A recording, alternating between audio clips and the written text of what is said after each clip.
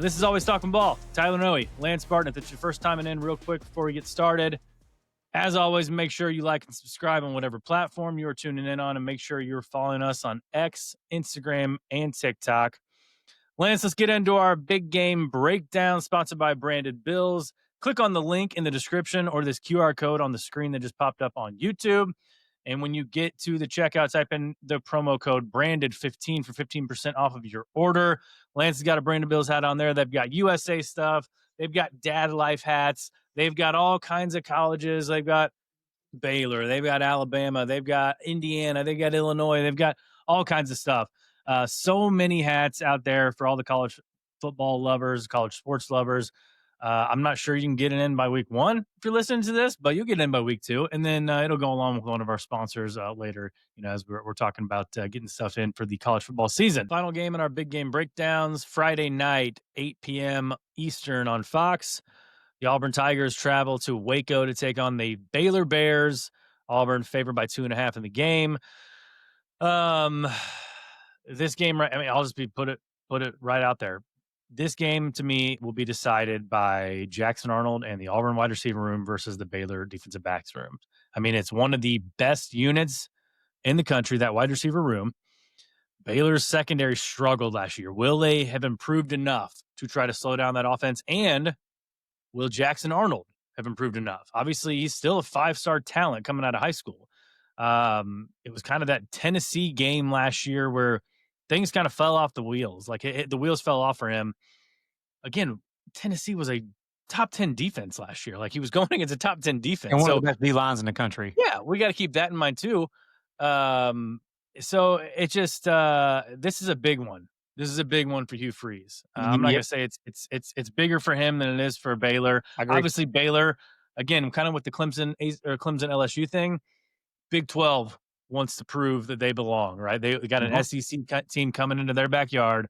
They want to hold serve. They want to say, hey, it's not the power two. We here belong too. We're going to beat you too. So a big game for optics, I think, for Brett Yormark, and kind of pushing the Big 12 agenda there. But yeah, and Baylor's blacking out, bro. They're doing the blackout. Yeah, they're running the all. They're going to be ready in Waco. It'll be a good one.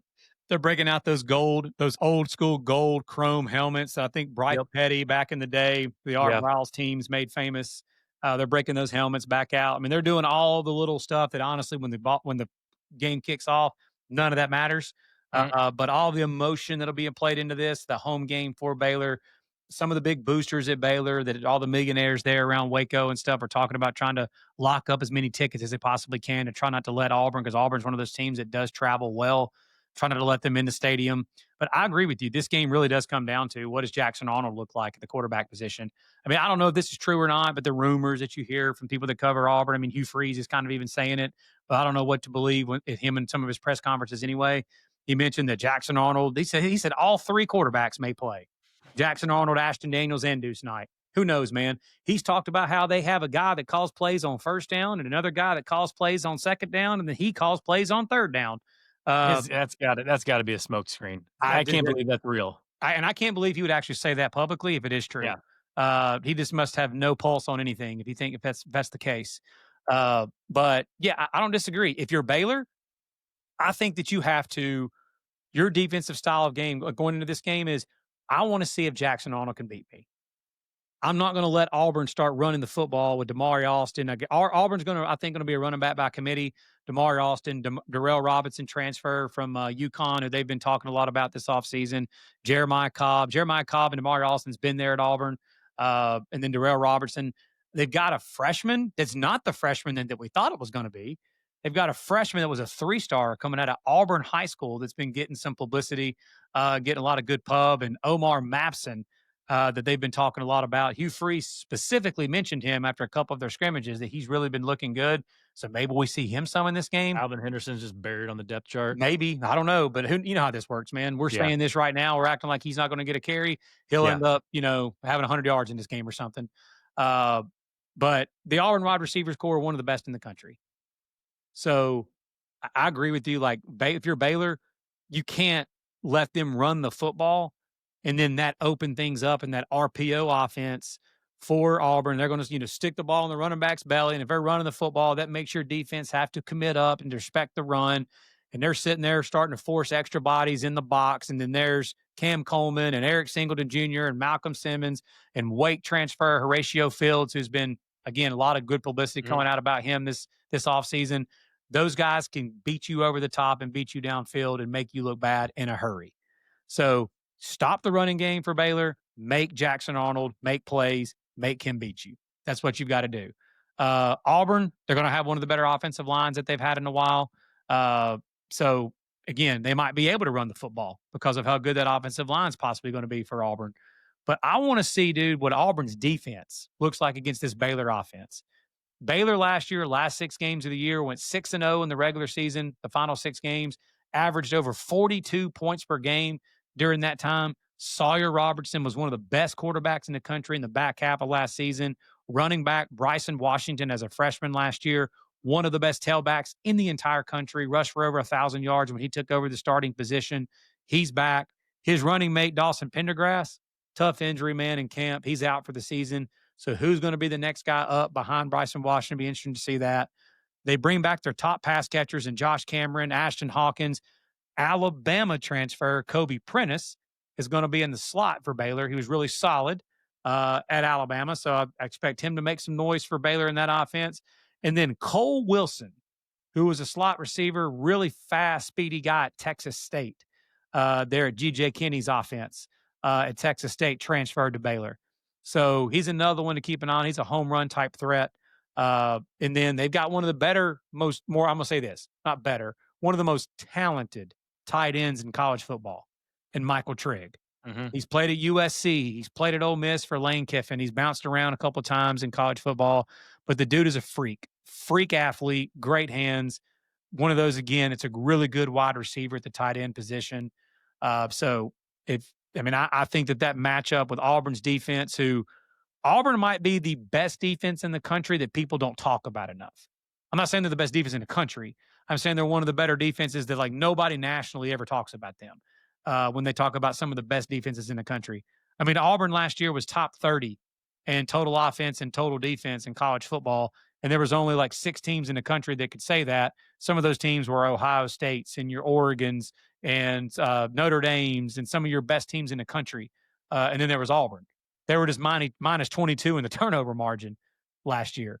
So Auburn, obviously, that starts there. Can't turn the football over. Yeah. If you lose the turnover battle on the road, probably going to lose, especially as talented as this Baylor offense is.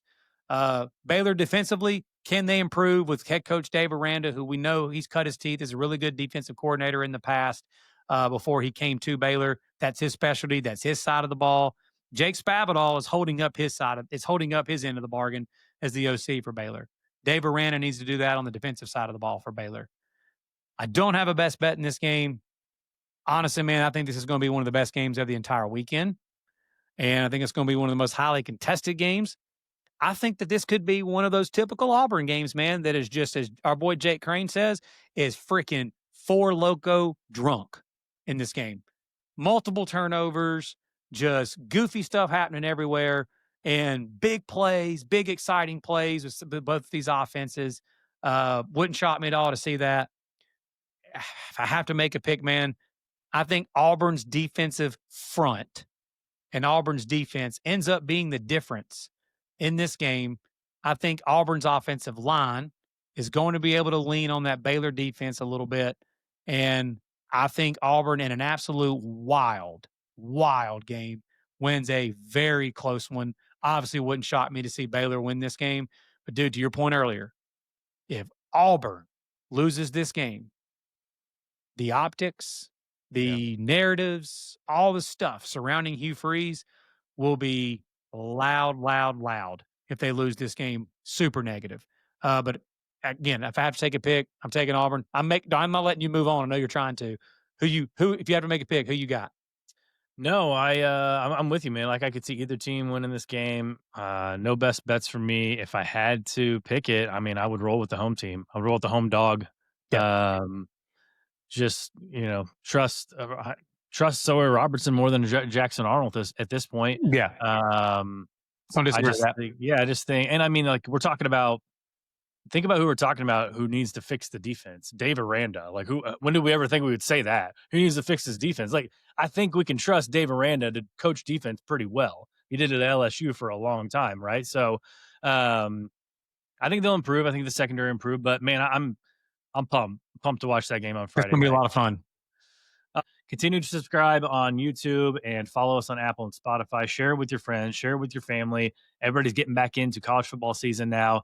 It's a fun time to listen to new podcasts, look out new shows, check them all out. Check us out on X, Instagram, and TikTok as well.